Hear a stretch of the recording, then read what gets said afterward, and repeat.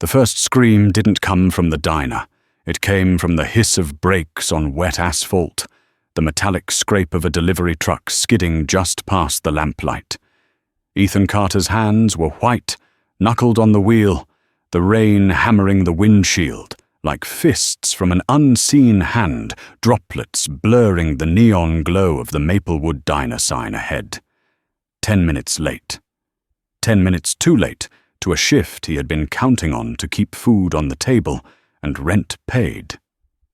And yet, as he slammed the truck into park, he felt a pang sharper than fear, a sense of inevitability that the night's misfortune was not about to let him off easy. Inside the diner, Rachel Moore's voice cut through the early morning chatter like a whip crack. "Ethan, what do you think you're doing?" Her words carried across the room, crisp and brittle eyes flashing with contempt. Patrons froze mid-bite, the sizzle of eggs in the kitchen momentarily forgotten. Rachel's hair slicked back, and glinting under the fluorescent lights caught the sheen of her authority. Her black heels clicked against the tile floor as she approached each step, a sentence delivered before any word could escape her lips. Ethan opened his mouth to explain, but the words fell into the hush of expectation that had settled over the diner. Earlier that night, Ethan had been driving home through the suburbs, the streets washed in silver from the streetlights reflecting off puddles. Claire would be waiting, probably half asleep by now, tucked under her grandmother's quilt. The thought of her small body curled on the couch spurred him forward. But he hadn't anticipated the figure ahead, a woman standing by the side of the road, coat plastered to her skin, hands pressed against a smoking engine. Her stance was rigid, shoulders trembling in the rain, eyes fixed on the dashboard of her black sedan. At first, rational thought whispered, "Don't stop. It's late. It's dangerous. You have a child waiting." But then he saw the hesitation in her hands, the frustration in the tremor of her fingers as they swiped at a phone with no signal. And something unspoken struck him, a recognition, a pang of memory he couldn't name. The night his wife had died, no one had been there. He could not fix the past, but he could act in the present. He pulled over the tires, hissing on the soaked asphalt, the scent of wet tar mingling with the pine-scented air, drifting through the cracked window.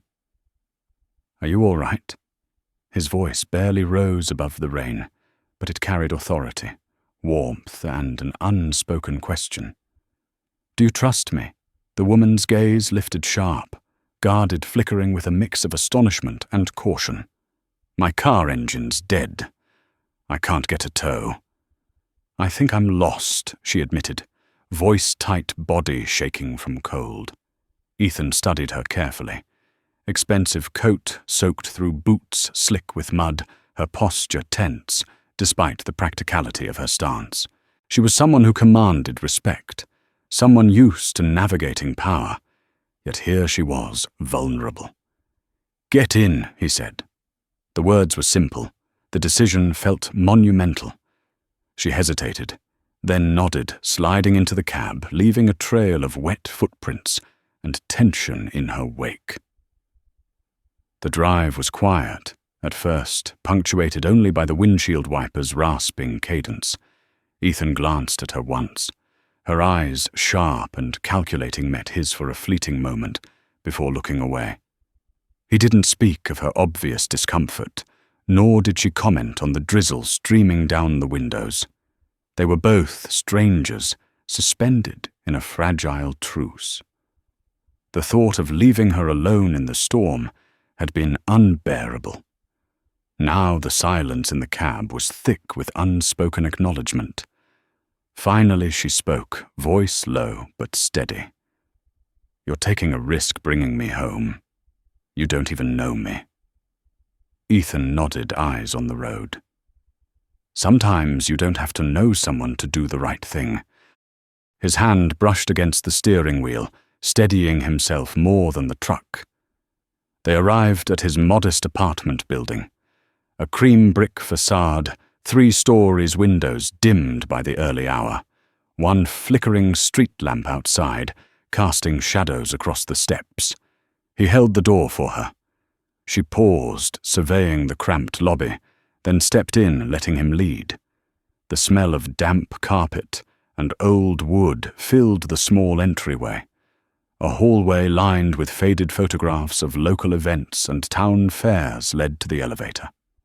She remained quiet, her posture still wary, but not defensive.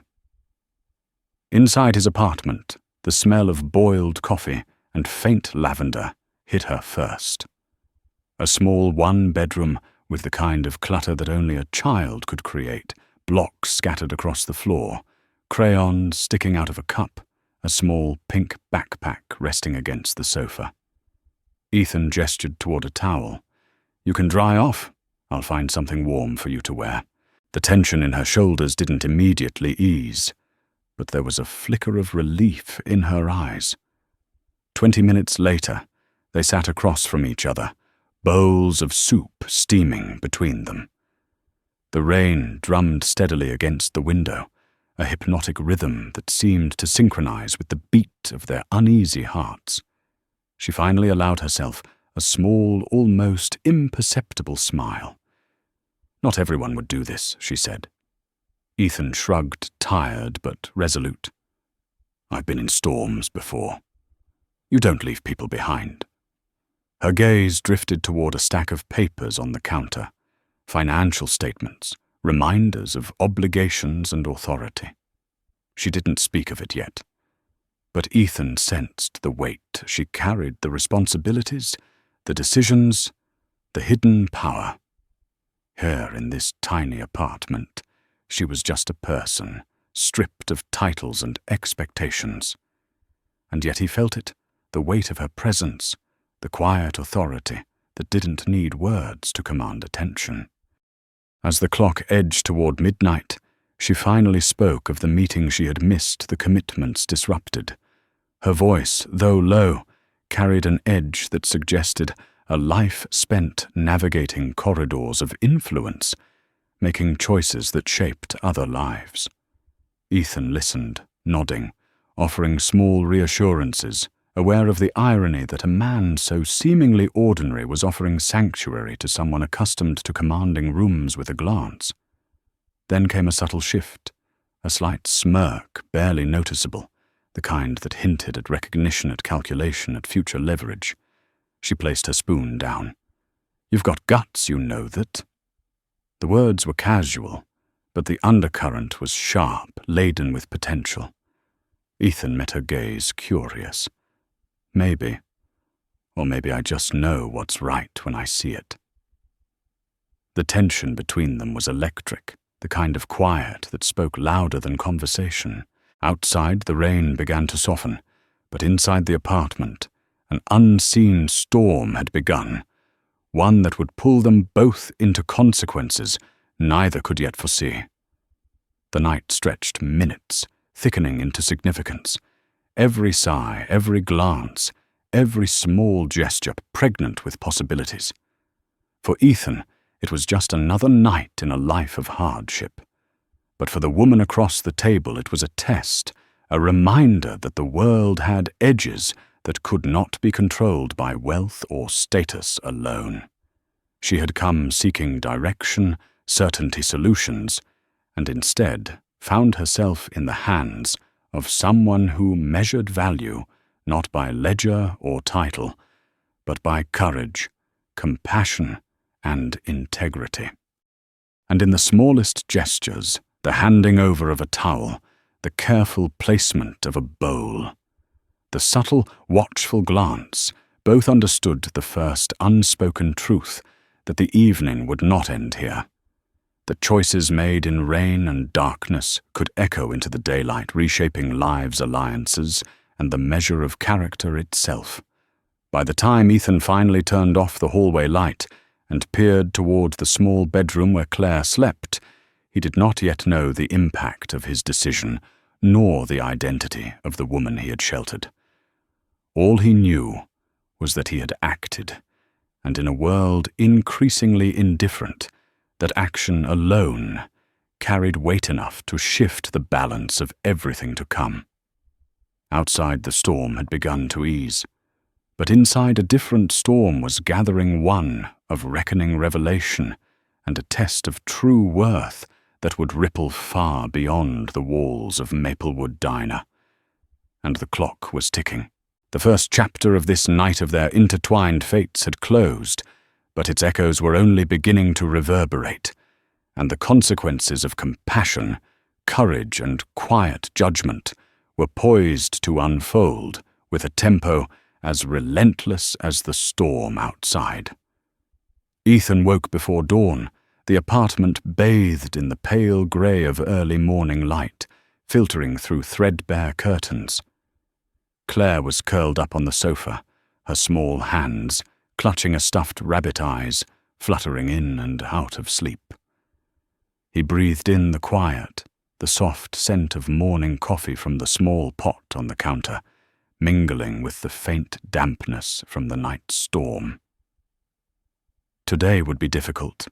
He had to get Claire to school, make it to the diner, and somehow keep the fragile balance of bills, shifts, and expectations from collapsing entirely. He moved with deliberate care, not wanting to wake her, stepping over scattered crayons and an abandoned drawing pad. The apartment, small but tidy, bore the marks of a home in constant motion, the presence of a child palpable in every corner. As he prepared a quick breakfast, the phone buzzed on the counter. It was a local news alert, another storm warning for the area. Ethan's chest tightened. The weather had become a relentless adversary in recent weeks, making every commute, every errand a negotiation with chance. He silenced the phone, focusing instead on the practical breakfast school bag and the 5 minutes he would steal before heading out. Claire stirred, opening one eye, then both. "Morning, Daddy," she whispered, voice husky with sleep. Her small frame yawned and stretched the pale light outlining her golden hair.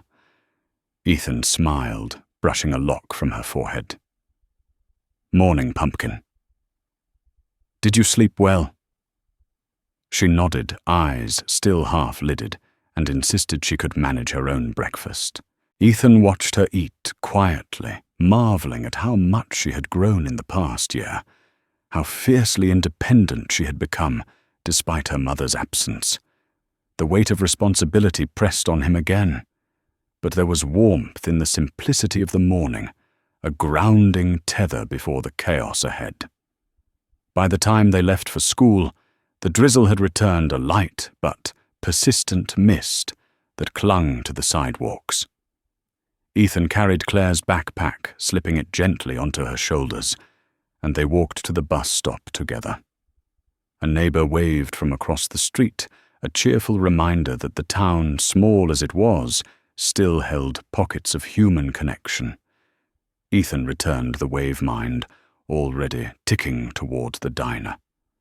Today, more than ever, punctuality would matter. The drive to Maplewood Diner was tense. His truck, still damp from the previous night, groaned and sputtered along familiar streets, every misfire of the engine a drumbeat of anxiety in his chest. He muttered under his breath, adjusting the rearview mirror, calculating every second. By the time he turned onto Main Street, the diner's neon sign glowed weakly through the mist, a beacon both familiar and foreboding. He could see the small group of early patrons inside the clatter of dishes and murmur of voices carrying faintly through the rain-streaked windows. Inside, Rachel was already orchestrating the morning chaos with her usual precision clipboard in hand, eyes scanning for errors, movements crisp and deliberate. Ethan paused just inside the door, the bell above the entrance ringing like a small warning. Patrons glanced up briefly, curiosity flickering in their eyes, then returned to their meals. Rachel's gaze locked onto him, immediately sharp and accusing. "Ethan Carter," she said, voice carrying across the tile floor. Her tone had edge a mixture of exasperation and calculation. 10 minutes late. Again. Explain yourself. Ethan swallowed hard, voice steady, but edged with tension. Rachel, my truck engine died. I did everything I could to get here on time. She stepped closer, her polished heels clicking against the floor, each step punctuating the authority she wielded. Excuses don't pay the bills, Ethan. You're aware of the owner's expectations. Yes. The words dripped with implication, a reminder of hierarchy and unspoken rules. Patrons shifted uneasily, sensing the escalation. Before Ethan could respond further, the door chimed again. A figure stepped in, tall, deliberate, with a presence that drew the room's attention without effort. Maggie Lewis. Her coat was dry now, tailored and impeccable, but there was still a shadow in her eyes from last night's storm. She paused, scanning the diner, her gaze sweeping over Ethan, Rachel, and the patrons, as if cataloguing each behavior, each subtle gesture. Rachel's posture stiffened instantly, awareness flickering across her face. Maggie's voice calm, but carrying an unyielding authority, filled the space. Rachel, may I have a word with you? The diner seemed to constrict around them. Rachel's cheeks flushed, her eyes narrowing, but she nodded, following Maggie toward the counter. Ethan felt the subtle shift immediately. The air thickened, conversation stalled, dishes paused mid-air. Patrons turned, curiosity and anticipation mingling with the tension. What is this about? Rachel's words were clipped, but her hand tightened on the edge of the counter. Maggie's gaze was unwavering, dissecting each expression, reading posture tone and unspoken intent. This morning, Maggie said slowly, each word deliberate, a decision was made regarding Ethan Carter's employment. I was not informed, nor do I approve of unilateral actions that compromise the integrity of this team. She leaned slightly enough to convey intensity without aggression. Explain why you thought it was acceptable to fire a man for circumstances beyond his control. Rachel opened her mouth, then closed it. Her practiced confidence faltered under Maggie's scrutiny. Ethan observed silently, noting the subtle quiver in her jaw, the micro-expression of panic around her eyes. She spoke finally, words rushed defensive. I was following protocol. He's late. The owner expects. Maggie raised a hand, cutting her off. The gesture alone carried authority. Protocol does not justify injustice, she said, especially when the consequences are public and the reasoning flawed. Ethan's pulse quickened. He had been prepared for a confrontation, but not for this immediate validation. Maggie turned, slightly, eyes briefly meeting his. There was recognition, a spark of connection that went beyond gratitude, a silent acknowledgement of the decision he made the night before, and its unquantifiable weight. Rachel shifted, trying to recover control. The diner, our metrics, the customers, the morning operations, Maggie's voice sharpened. Metrics cannot measure courage, integrity, or commitment. Those are not numbers on a sheet. They are the lifeblood of this community. Her eyes swept across the patrons who now watched with rapt attention. Some whispered, others held their breath, sensing that the moment carried significance far beyond the morning routine. Maggie's gaze returned to Rachel. You will reinstate Ethan Carter immediately. And from this point forward, any judgment of character must be informed by observation, context, and respect, not convenience or prejudice. The words landed with the weight of iron, each syllable measured and absolute. Rachel's lips parted, but no sound emerged. Her previous confidence dissolved, replaced by a palpable understanding that authority, true authority, was not granted by title alone, but by discernment, judgment, and moral clarity. Turning back to Ethan, Maggie's expression softened, though the sharpness never fully left her features. "You acted rightly last night," she said quietly, almost to herself. "Not for recognition, not for reward, but because it was the only right choice."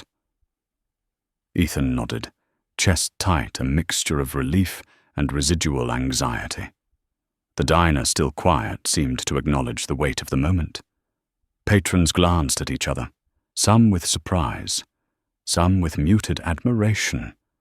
Then, a subtle twist, Maggie spoke again, her voice carrying through the diner, deliberate and revealing.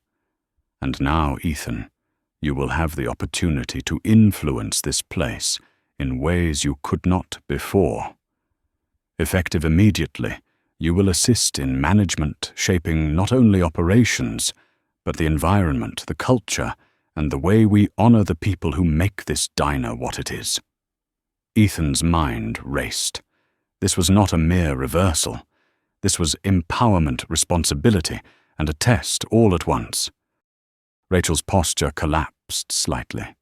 She realized the magnitude of her misjudgment, the reckoning not just for her, but for the tone she had set. Ethan, meanwhile, felt the gravity of the role, the potential to protect his daughter's future, to influence the lives of colleagues, to uphold a standard that had been absent too long. He inhaled deeply, grounding himself aware that this morning would be recounted for weeks, whispered about in the aisles, remembered by all who had witnessed the subtle but absolute demonstration of justice. Across the diner, the rain had finally ceased sunlight, breaking through clouds reflecting off wet streets outside. Inside, however, the storm lingered in quiet intensity, the tension, the judgment, the moral reckoning tempered now by recognition, empowerment, and the fragile beginnings of respect. Ethan realized that every decision, every act of courage, and every ounce of empathy carried consequences far beyond the moment, rippling outward in ways no one could yet fully measure. As the first plate of breakfast slid across the counter to a customer, Ethan felt a shift within himself. This was more than a job restored. It was validation of choices made without certainty, action taken without expectation, and the profound truth that human decency could in moments overturn prejudice, power, and misjudgment. Maggie's gaze lingered on him for a moment longer before sweeping the diner, assessing faces, reactions, and the subtle pulse of the room. Then she stepped back, a single measured nod, and resumed her seat at a corner table. Ethan moved behind the counter apron, tied with deliberate care, aware that his role had expanded, his responsibilities multiplied, and that the path forward, though uncertain, was now aligned with integrity, courage, and an unspoken promise that the choices made in storm and darkness would echo far beyond this morning. Outside, the streets gleamed with residual rain, the town awakening under a fractured sun. Inside Maplewood, Dinah hummed with anticipation, quiet admiration, and the unspoken understanding that today marked the beginning of something far larger than any single person, any single morning, or any single decision. The first ripple of justice had been cast, and the currents were already forming, unstoppable and transformative. By mid-morning, the diner had settled into a tense rhythm, the early patrons absorbed in coffee and toast, the soft murmur of conversation masking the undercurrent of unease. Ethan moved behind the counter with deliberate, calm apron, tied hands, steady eyes, scanning aware of every glance that flickered toward him. He knew Rachel was watching each movement of hers, measured taut with the knowledge that her authority had been silently usurped. Every clink of cutlery, every hiss of the coffee machine, every creak of the floorboards underfoot carried weight, a reminder that today would not pass quietly. The door chimed, and a young woman in her late 20s stepped in small duffel bag slung over one shoulder, eyes darting nervously toward the counter. She moved with the kind of hesitancy that comes from a life lived largely unnoticed, acutely aware of every observer. Ethan greeted her with a nod, voice calm. "Morning. What can I get for you?" She shuffled her feet, hands fidgeting with a strap. "Coffee black," she said, voice barely rising above the din. Ethan poured the cup with precision, sliding it across the counter with a gentle firmness. "Anything else?" She shook her head. "Just quiet, please."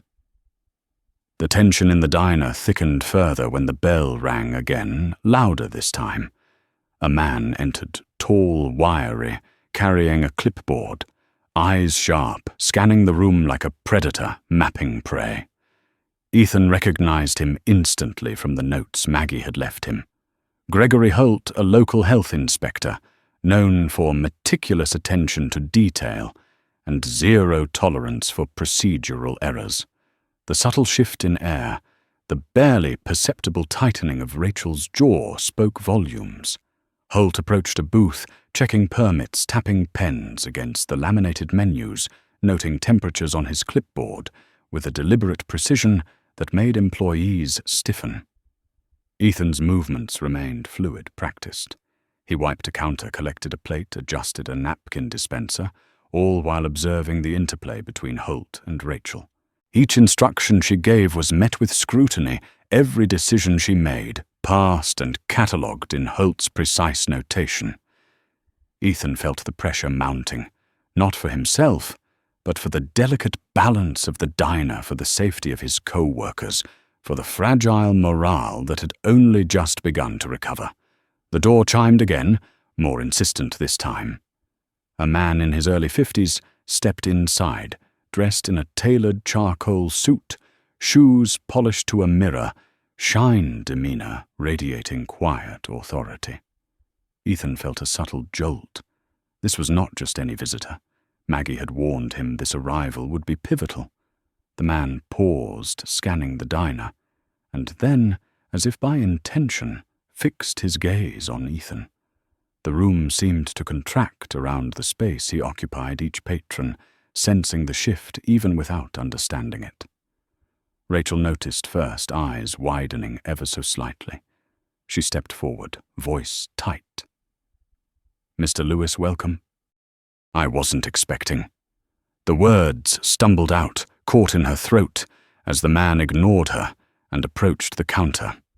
He stopped a step short of Ethan, eyes studying him with an intensity that blurred appraisal with calculation. Ethan straightened, shoulders squared, heart thrumming in a measured cadence. This was more than recognition. This was observation, weighing, testing. "I understand you handled last night's situation," the man said, voice low but commanding each word, deliberate, layered with subtext. Ethan's fingers flexed against the edge of the counter, his mind racing but outwardly calm. "I did what I could," he replied, tone even, eyes meeting the gaze without flinching. The man's lips curved slightly, an acknowledgement that carried the weight of judgment passed silently, yet absolutely. Rachel's presence became almost invisible, a tension line running through her posture. She straightened abruptly, hands gripping the edge of the counter, attempting to reclaim a semblance of control. "Ethan, perhaps you could—" The man's gaze shifted sharp, and Rachel faltered. "No," he said simply. The single word was enough to silence her, to recalibrate the dynamics of authority in the room. Holt the inspector glanced up from his clipboard, sensing the disruption in the unspoken hierarchy. He observed quietly, noting each micro-expression, the subtle interplay of postures and glances. The diner's rhythm stuttered the usual clamor, muted by the invisible gravity of the moment. Ethan realized that nothing in the morning would follow ordinary patterns. This was a test, a crucible, an evaluation that transcended schedules or metrics. Then the man spoke again, voice even, but laced with deliberate clarity. "Last night you chose to act without expectation. You extended help when no one else would. That choice, it reveals character." Ethan's breath caught. He had acted simply because it was right, because a human being needed aid. Now those actions were under scrutiny, their significance magnified beyond anything he had intended. Rachel's eyes flicked between Ethan and the man, confusion mingling with unease. She shifted, attempting to interject, but each word faltered under the weight of the silent assessment. The man continued, "Character is not measured by titles, schedules, or tenure. It is measured in decisions made when no one is watching and the courage to do right under pressure." Ethan felt a pulse of vindication, tempered by awareness that the stakes were higher than personal validation. This was about influence, about the integrity of the space, about unseen consequences. A subtle shift occurred. The man produced a small tablet, swiping through notes, photographs, and time stamps. Images from last night flashed briefly, Ethan helping Maggie to the car, offering blankets, securing her warmth and safety. Each frame captured the motion, the hesitancy, the careful observation, the silent negotiation of trust and authority. The patrons noticed only in passing the weight of recognition, diffused, but felt in the pause between sips and murmurs. "You see," the man said, turning toward Rachel, now eyes sharp and unyielding. "Leadership is not granted by fear or hierarchy. It is demonstrated by action, integrity, and the courage to uphold values under duress." The words hit with the subtle precision of a scalpel. Rachel's lips parted, no rebuttal formed. The certainty in the man's voice left no space for argument, only reflection, and the slow, dawning comprehension of misjudgment. Ethan's chest rose and fell steadily, though adrenaline coursed beneath his calm exterior. The morning's routine had transformed into a crucible, a stage on which character was weighed and measured. He glanced at the young woman who had ordered coffee, at Holt, silently observing at patrons now sitting straighter, sensing the unspoken moral calculus at play. Each breath, each movement carried resonance. The man's gaze returned to Ethan. "You will not only retain your position, but you will also be given the authority to guide, mentor, and influence the environment here. Decisions made, henceforth, will reflect the values you exhibited, not just operational metrics." Ethan absorbed the words, understanding that the responsibility now extended far beyond serving tables or pouring coffee. This was oversight stewardship and a test of moral acuity. Rachel's posture slackened imperceptibly, the veneer of command slipping. Holt nodded slightly, recording, acknowledging, but silent. The diner, still quiet under the weight of unfolding events, became a theater of tension, observation, and recalibration. Ethan realized that the night's choices, simple acts of human kindness, had cascaded into authority, accountability, and scrutiny he had not sought, but which now defined the moment. The patrons, sensing the culmination of unseen dynamics, began murmuring softly the rhythm of conversation, returning but tinged with awe and curiosity. The clatter of dishes resumed, but with a muted cadence, as if in deference to the moral clarity imposed in the last 15 minutes. Ethan felt the weight of eyes, both overt and subtle, assessing, noting, internalizing the lesson. Integrity is never unseen, and courage is rarely without consequence.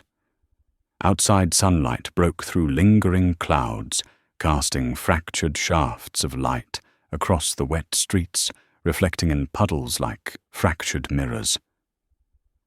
Inside the diner held a different illumination, the kind that comes from acknowledgement validation and the quiet, absolute recognition of right action. Ethan, apron tied and hands steady, understood that nothing would ever be quite the same in Maplewood Diner. The tides of authority had shifted, subtle but irreversible. And yet beneath the calm exterior, a pulse of anticipation lingered. Choices made, courage demonstrated, and integrity revealed all set the stage for consequences, yet unseen, for tests yet unannounced. Ethan's mind, trained for crisis, yet humbled by circumstance, braced for the ripples, aware that the storm outside had merely been a prelude to the reckoning inside. The diner hummed with ordinary activity, but Ethan knew that every glance, every whisper, every clink of silverware carried a resonance he could not yet measure, and that the story begun in rain and darkness was far from over. Time stretched and compressed simultaneously, the morning unfolding with deliberate pacing, yet urgent momentum. Ethan moved with purpose, aware that the subtle tension had already begun to shape the environment around him. Patrons, employees, and authority figures, all participants in a web of observation and consequence, were now actors in a narrative that demanded attention, comprehension, and ultimately judgment. The door chimed again, unnoticed by many but not by Ethan. Another visitor, perhaps incidental, perhaps deliberate, stepped into the space. Ethan's instincts flared, every sense sharpened by the morning's extraordinary developments. The stage had been set, the actors positioned, and the currents of consequence flowing silently beneath the mundane rhythm of breakfast service. Every decision, every glance, every word spoken or held back would carry the weight of precedent, morality, and human judgment. And so the morning advanced, quiet in noise, heavy in expectation, carrying the latent promise that what began in a storm with a simple act of compassion would now unfold in full, revealing the depths of character, the measure of authority, and the subtle interplay of power, morality, and consequence. Ethan's eyes scanned the room one last time before turning back to the counter. He knew the hour was not yet over. The tide had shifted, the storm had passed, but the reckoning was only beginning. The afternoon sun fell in thin gold-tinged shafts through the diner's windows, catching the sheen of polished counters and the slight curl of steam rising from fresh coffee. Ethan moved methodically, wiping a table, checking orders, the rhythm of his steps, steady but alert. Every glance from Rachel carried a silent tension, her jaw-set eyes, narrowed hands, restless, as if each action she took needed to assert authority, now doubly questioned. The patrons were mostly oblivious, absorbed in conversations, but a few watched, subtle curiosity flickering in their expressions, sensing the undercurrent of change that clung to the air. Then the bell above the door rang sharply, more insistent than usual. A woman entered, medium-height hair pulled into a practical bun, eyes sharp with purpose. She paused just inside, scanning the diner, noting the small details, a misplaced napkin, a smudge on the counter, the way Ethan's hands moved with careful precision. She had the aura of someone used to authority, accustomed to reading situations and people within seconds. Ethan felt it immediately, the kind of presence that demanded honesty, that would recognize pretense instantly. She approached the counter, voice low but firm. "I'm looking for Ethan Carter." He straightened, heart quickening but movements controlled. "That's me," he said. "Can I help you?" She studied him, then nodded slightly, a small acknowledgement before speaking again. "I'm here on behalf of the city. There's a matter that requires discretion and urgency. May I speak with you somewhere private?" Ethan's stomach tightened. Discretion and urgency. Rarely did those words come without consequence. He gestured toward the back office, nodding. Inside, she closed the door behind them, the faint click resonating in the silence. "I've been reviewing reports from last night," she said, voice low but edged with authority. "I understand you encountered a woman stranded in the storm, Maggie Lewis." Ethan's pulse hit a steady rhythm, anticipation threading through his chest. "Yes," he said, cautiously. "I offered her a ride, made sure she was safe. That's all." She leaned against the edge of the desk, eyes keen. "It wasn't just about safety, was it? There's more happening under the surface than you realized." Ethan frowned, unsure what she meant. "I don't follow." The woman's eyes narrowed, and her hand tapped lightly against the files she held. "Maggie Lewis is not merely a patron of the diner. She has significant influence in the local business community. Your interaction with her, your choice to act, has ramifications far beyond this room." Ethan swallowed, a cold prickle crawling down his spine. Consequences. He had acted from instinct, from the simplest notion of right. Now those actions were under examination for stakes he had not foreseen. Before he could respond, the door creaked open. Rachel appeared, tentative expression, a mixture of curiosity and concern. "Is everything all right in here?" she asked. Ethan's eyes flicked toward her, measuring then back at the woman. The visitor's gaze sharpened, and Rachel's shoulders sagged imperceptibly. She understood her authority. Here was not absolute, not a moment for you, the woman said, voice flat but edged with steel. Rachel's lips parted. No words formed, and she stepped back. Ethan felt the tension in the room tighten, a silent acknowledgement of a hierarchy unspoken but absolute. The woman turned fully toward him. "There's more at stake than employment decisions. Last night you demonstrated discernment, courage, and a capacity for judgment under pressure. These qualities are being observed and will inform actions in ways you cannot yet predict." Ethan's mind raced. Observed by whom? To what end? He realized with a mixture of awe and unease that his choice to stop in the rain to offer shelter, to extend simple human kindness, had triggered a chain reaction.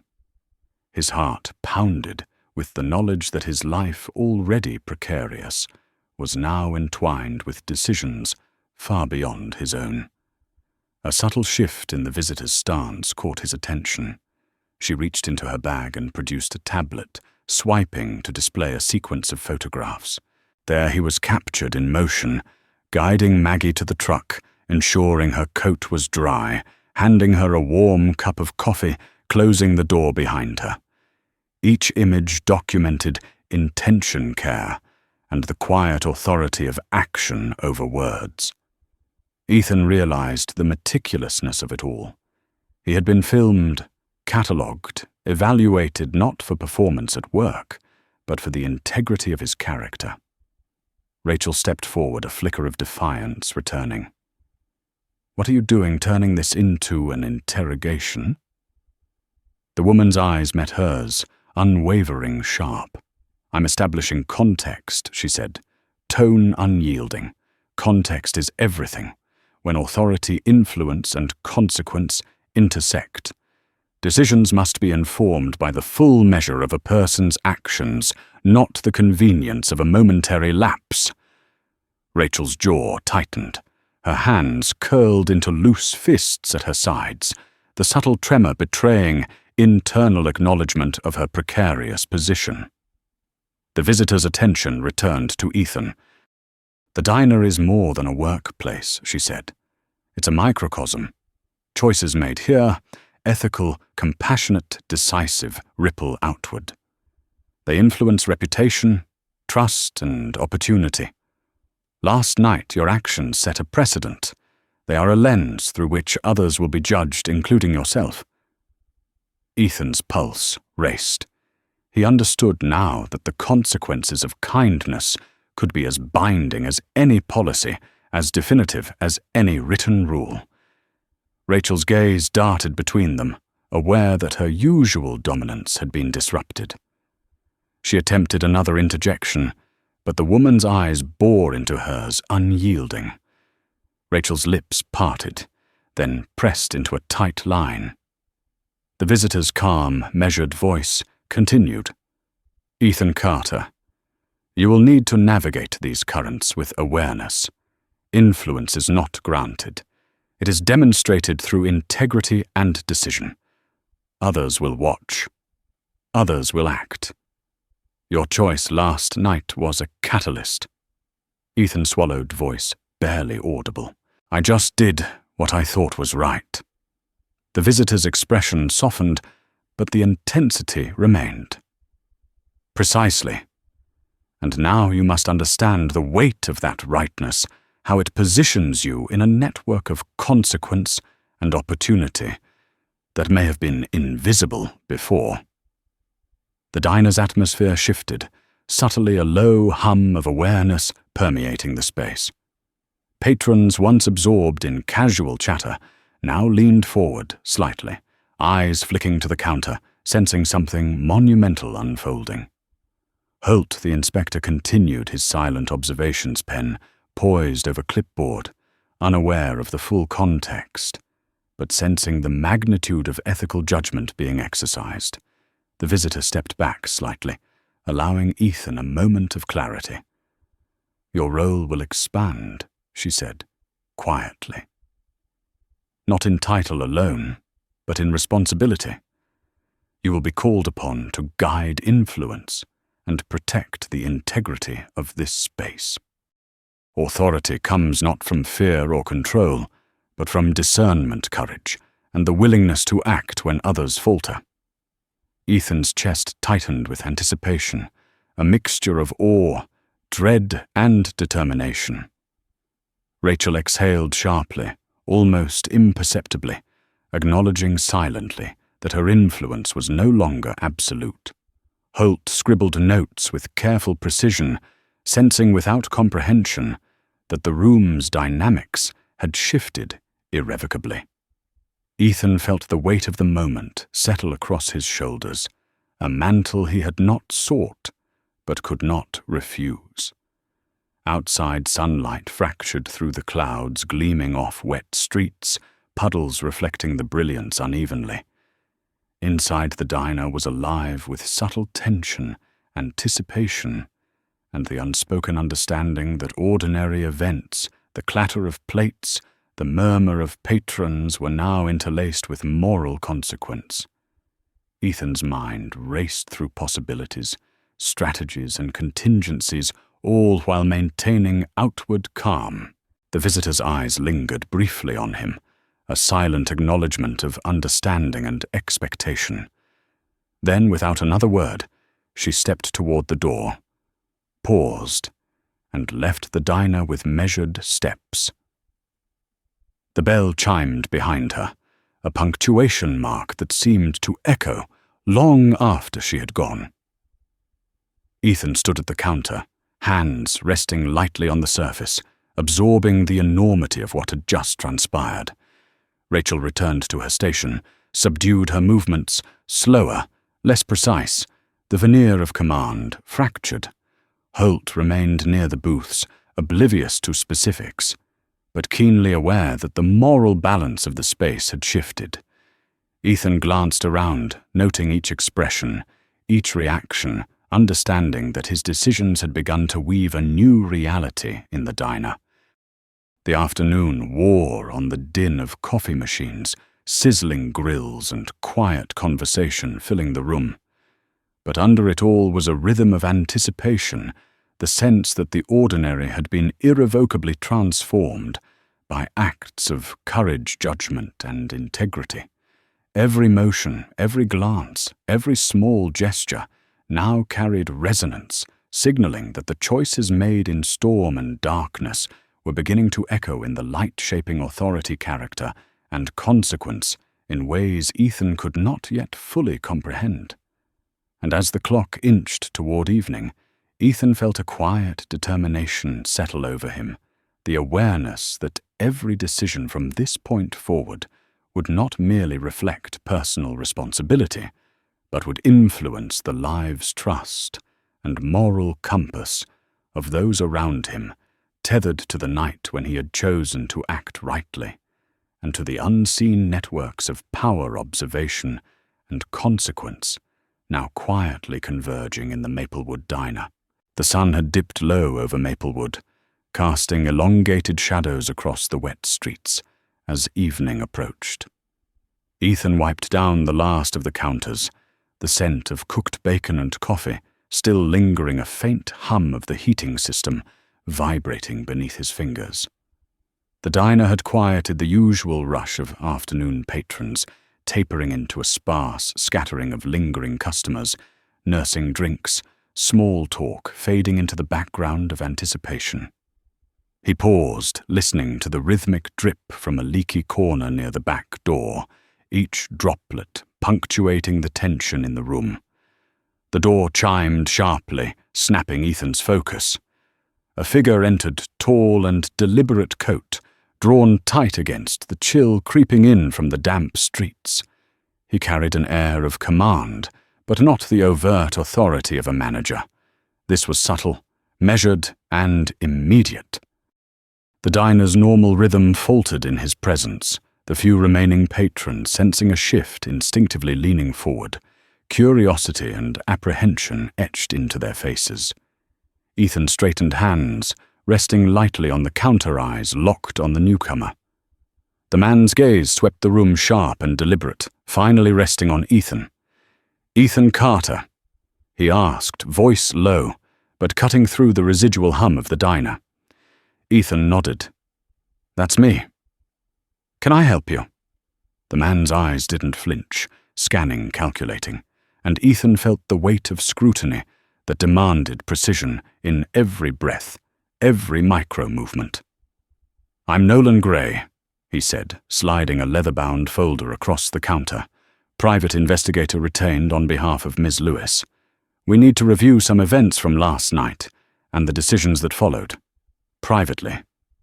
Ethan's pulse quickened, but he maintained composure, gesturing toward the small office at the back. Nolan followed, closing the door with a soft click that seemed to seal the gravity of what was to come. Ethan's mind flickered to the rain-soaked drive from the night before, the memory of hands, trembling eyes wary, and the decision to act, to stop, to extend trust to a stranger. Every moment had been simple in its intent, but complex in its implications. Nolan opened the folder, revealing photographs, time-stamps, and notes meticulously catalogued. Ethan studied them, images of him, assisting Maggie, arranging blankets, offering hot coffee, closing the car door behind her, each frame captured with surgical clarity. "We're confirming the sequence of events," Nolan said, voice calm, but edged with authority. "There are inconsistencies in reports from the diner regarding last night's timeline. We need to ensure your actions are documented accurately." Ethan nodded, suppressing a flicker of unease. This was more than verification. This was preparation for judgment, for evaluation on a scale he had not anticipated. The office door creaked open again. Ethan glanced up to see Rachel peering in, tentative, uncertain, her clipboard clutched like a shield. Nolan's gaze flicked toward her, assessing without comment. "This is private," he said. Rachel withdrew instantly, a faint nod retreating into the background. Ethan exhaled slowly, aware that the boundaries of authority had shifted, and he occupied a space now where observation carried weight and minor missteps could reverberate far beyond the room. Nolan spread out additional documents, diner schedules, logs of cash, handling notes from staff, and reports from patrons. "There's been a pattern," Nolan said, tone low but precise. "A series of decisions taken by management that conflict with stated operational standards, affecting staff morale and customer satisfaction. Ethan felt a subtle tightening in his chest. It wasn't accusation aimed at him, but the implications were clear. The decisions made by others were being traced, analyzed, and judged in parallel with his own. He leaned back slightly, eyes scanning the folder, noting the subtle intersections of time action and consequence. "I understand," he said, voice steady, though tension threaded through it. "I acted according to what I felt was right. I can't control the rest." Nolan's gaze met his sharp and evaluating. "And that's precisely why you're here. To ensure clarity, to establish accountability, and to prepare for the impact your decisions will have in the operational structure going forward." Outside, the early evening settled over the town rain from earlier, having left streets glossy, reflecting the soft glow of streetlights. Inside, the diner held a charged stillness, the residual buzz of service fading into the weight of unfolding scrutiny. Ethan felt the dual awareness of responsibility, his own decisions, and the ripple effects of choices made by others in a hierarchy, where authority was both wielded and contested. Nolan tapped on the folder, bringing Ethan's attention back. "Ms. Lewis is intent on restructuring elements of the diner's management. Your actions last night demonstrated judgment that aligns with the ethical framework she expects to see reinforced." Ethan nodded, processing the weight of endorsement and expectation. "So this is preparation for what he asked," voice low. Nolan's eyes held a moment of something unreadable, then he replied, "For intervention.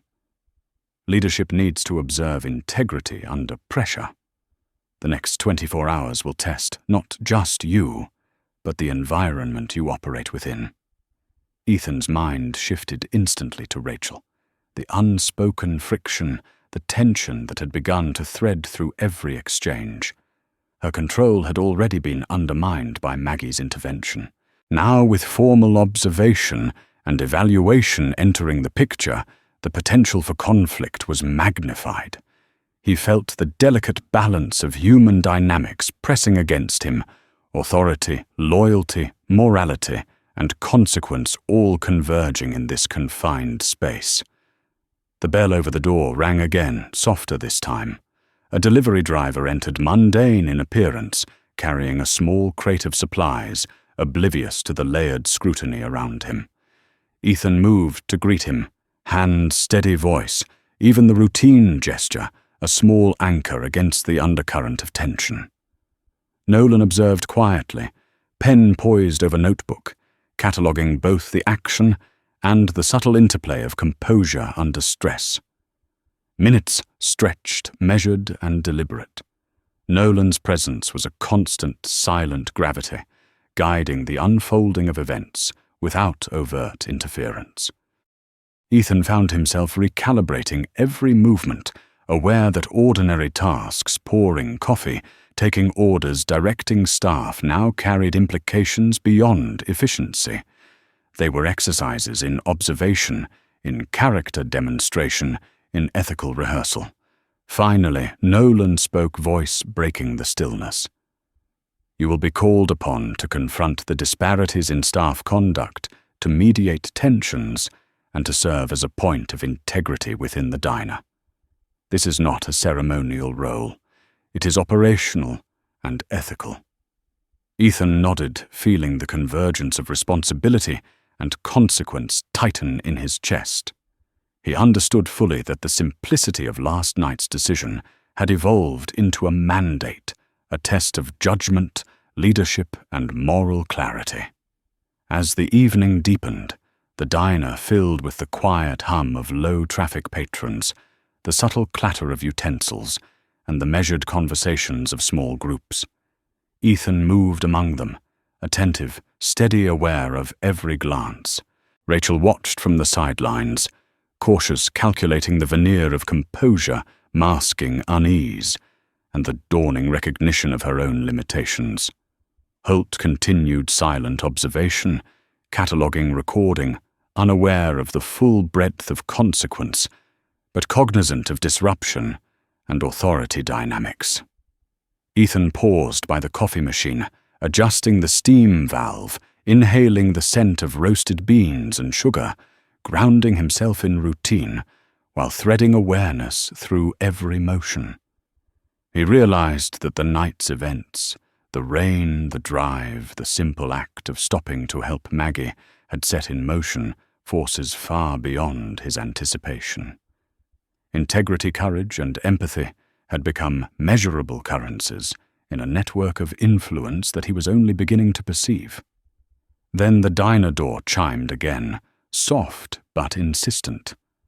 Another figure entered, this one older grey, streaked in hair, deliberate in movement, carrying documents, and a tablet eyes scanning with methodical precision. Ethan's pulse quickened, sensing that this presence would escalate the unfolding narrative, adding new dimensions to observation, evaluation, and consequence. He adjusted his posture, hands flexing, mind alert to every nuance of movement, every tone of voice, every micro-expression that could signal intention or hidden motive. As the evening progressed, it became clear that the mundane routines of diner service, pouring coffee, serving meals, clearing tables, were now interlaced with observation judgment and the latent potential for revelation. Every interaction, every exchange, every subtle gesture carried significance beyond the immediate, forming a lattice of consequence that Ethan understood he must navigate with precision, integrity, and awareness. By the time the sun set, completely leaving the streets outside, glistening under streetlights, and the diner illuminated in warm, steady glow, Ethan felt the gravity of the day settle upon him. The storm of last night had passed, yet its echoes reverberated through the diner, through the judgments and expectations of those observing, through the subtle moral currents shaping authority and consequence. He knew that the choices made tonight would carry weight far beyond the immediate threading into futures not yet written, responsibilities not yet claimed, and consequences not yet realized. And as he wiped down the last plate, sliding it into the rack with careful precision, Ethan understood the truth of the unfolding situation, that simple acts of courage and integrity were no longer isolated moments. They were now the foundation upon which influence, accountability, and moral authority would be tested, challenged and revealed within the walls of Maplewood Diner. He took a deep breath, the air thick with expectation, and prepared for what he knew would be a night of reckoning observation and the subtle, inexorable assertion of human character in the face of layered complexity. The following morning arrived with a brittle clarity, the sun cutting through a thin mist that clung stubbornly to Maplewood streets. Ethan opened the diner early, the bell above the door chiming faintly as he entered, and the familiar scent of brewed coffee and frying bacon greeted him like a ritual he could count on. The tables were empty, but the tension hung thick in the air, a residue from yesterday's revelations and last night's unspoken calculations. Every step he took toward the counter was deliberate, measured. Every motion of his hands, smoothing the countertop, carried a subtle awareness that nothing in the day ahead would be ordinary. Rachel arrived moments later, clipboard in hand, face composed, but eyes betraying the faintest trace of unease. She nodded curtly to Ethan, a silent acknowledgement of yesterday's lesson, then moved to organize the order tickets with precision, a mechanical efficiency masking the uncertainty beneath. Ethan noticed her fingers tremble slightly as she set the cups into position, a minor detail but enough to suggest the undercurrent of pressure settling into every corner of the diner. The first patrons trickled in, mostly early workers, regulars who had become familiar with the rhythm of service. Their chatter was subdued, punctuated by the hiss of the coffee machine and the low scrape of chairs against the tile. The usual comfort of routine had shifted. Something in the air suggested observation and evaluation, a subtle layer of scrutiny that everyone seemed aware of, but no one acknowledged. Ethan moved with quiet authority, managing orders, glancing at receipts, monitoring staff interactions, aware that each decision, each gesture now carried weight far beyond the mundane. Mid-morning brought an unexpected visitor. The door chimed, and a young man, impeccably dressed in a tailored grey suit, stepped inside. His eyes scanned the diner with a careful precision, noting the angles of tables, the placement of silverware, the subtle interactions between employees and patrons. Ethan recognized him immediately from Maggie's notes, Derek Hawthorne, corporate consultant, tasked with auditing operational and ethical standards for small business networks in the region. Ethan felt a pulse of apprehension. Hawthorne's presence was not casual. Every action was a test, every observation potentially consequential. Hawthorne approached the counter, slowly tilting his head slightly, eyes narrowing as he assessed Ethan. Mr. Carter. His voice was crisp even, and carried an authority that demanded attention without shouting. Ethan nodded. That's me. Can I help you? Hawthorne's lips quirked in a minimal acknowledgement. I'm here on behalf of Ms. Lewis. We're reviewing the diner's operations the staff conduct, and the recent events surrounding last night.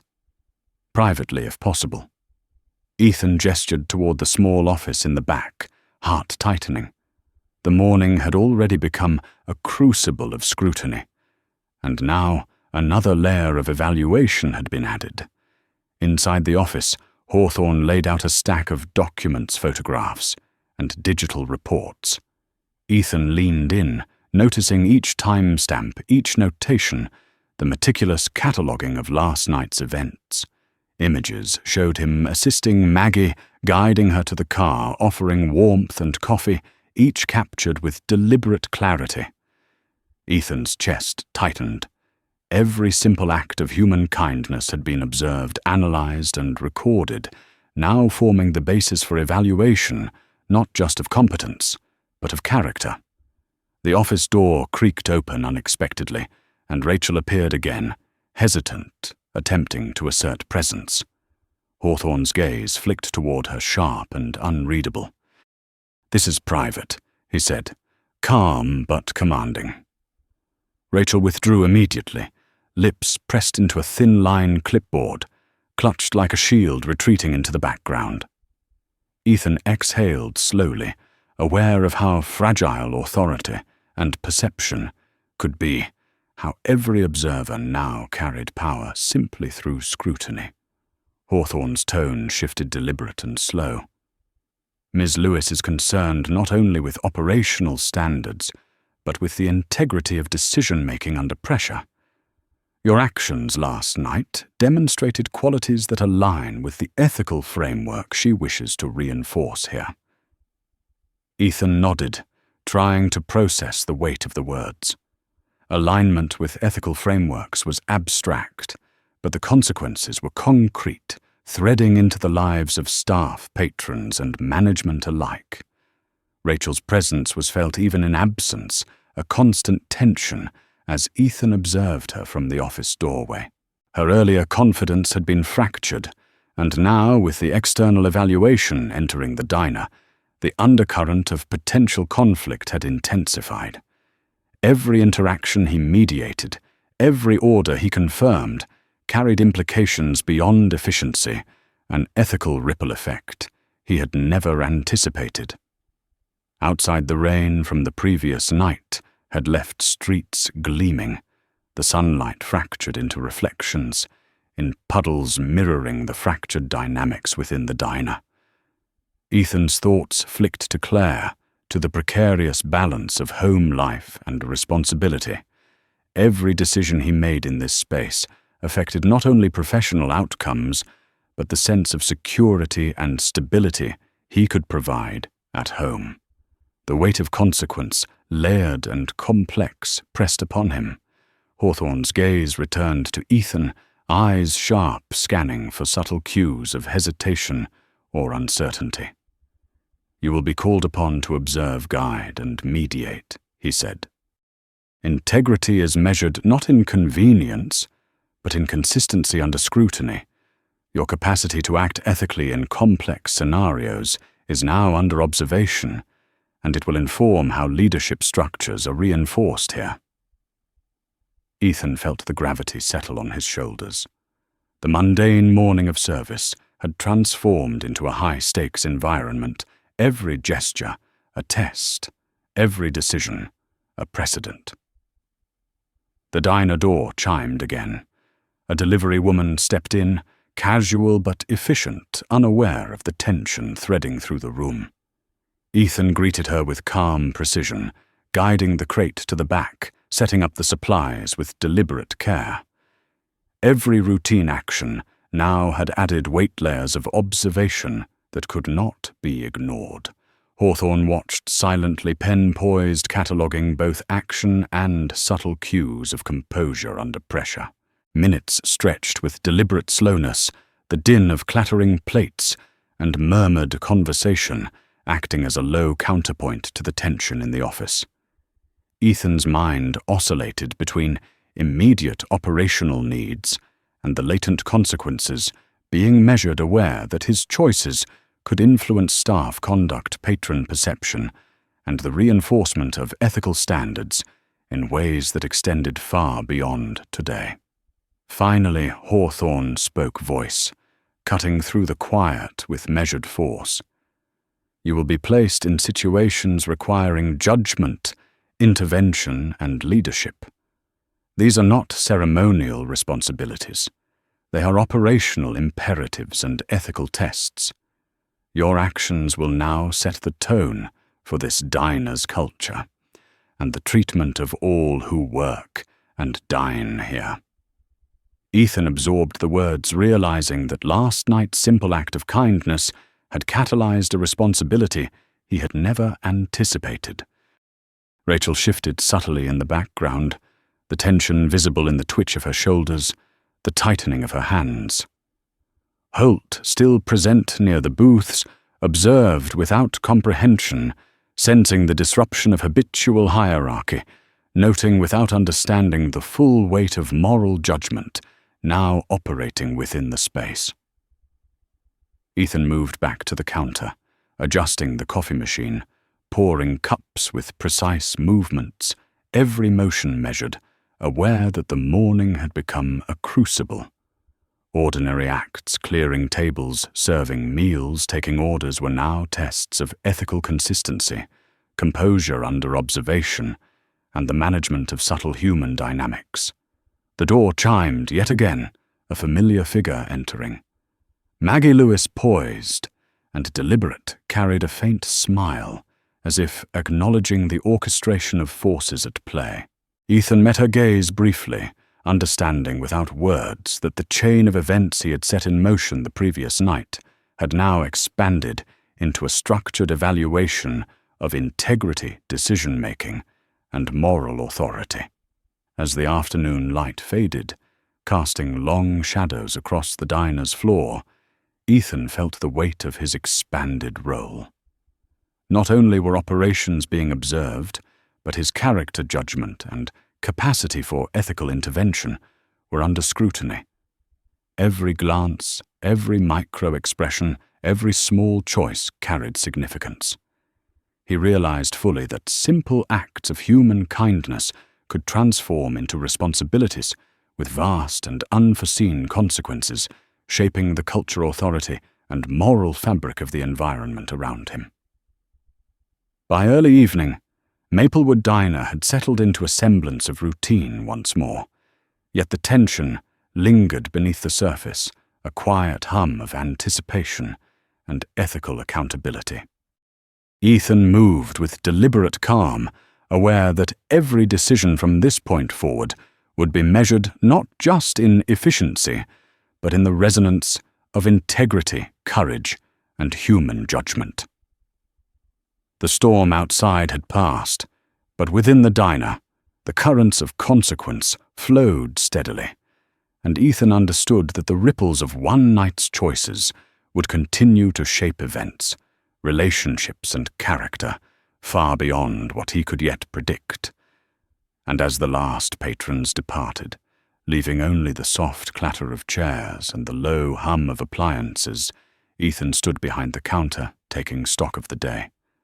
Responsibility, observation, and expectation pressed upon him, intertwining with the faint, lingering awareness that his actions made without thought of reward had initiated a chain of events that would test the very fabric of authority judgment and moral clarity within the walls of Maplewood Diner.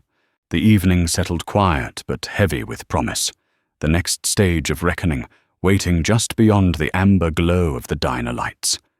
The night descended over Maplewood with a stillness that made the streets appear suspended, street lights casting elongated shadows across the damp asphalt. Ethan locked the diner doors behind him, the familiar metallic click echoing in the empty parking lot. But he didn't feel the relief that usually accompanied closing. His thoughts churned, tracing the events of the past 48 hours, the storm, Maggie Lewis's sudden appearance, the scrutiny from Nolan Gray, and Derek Hawthorne Rachel's faltering authority, and the subtle, almost imperceptible tension that now threaded every interaction within the diner. He exhaled, sensing that the calm of night was deceptive, a fragile veil over currents still in motion. Claire's small voice broke through his reverie. "Daddy!"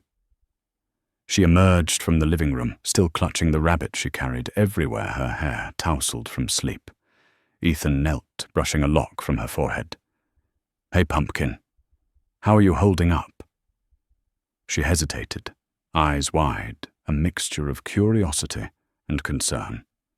"Are they angry?" she asked, referring to the events at the diner, though she had only fragments of understanding. Ethan smiled softly, trying to anchor her in reassurance. "No one's angry in the way you think. People are just learning, Claire. Sometimes grown-ups take a little longer to see what's right." She nodded, trusting his words for the moment, and returned to her coloring. Ethan moved to the kitchen, preparing a simple dinner, the rhythmic chopping of vegetables and the gentle simmer of broth grounding him, a meditation in motion.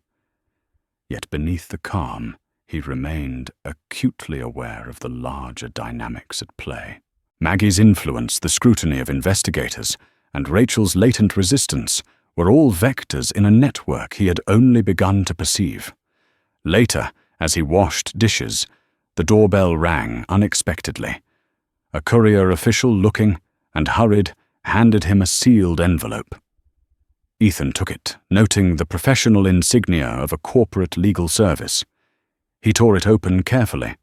Inside a single sheet of paper bore typed instructions and confirmation, a formal acknowledgement from Maggie Lewis, granting Ethan authority to oversee operational integrity and staff conduct for the upcoming week, with oversight from Hawthorne and Gray.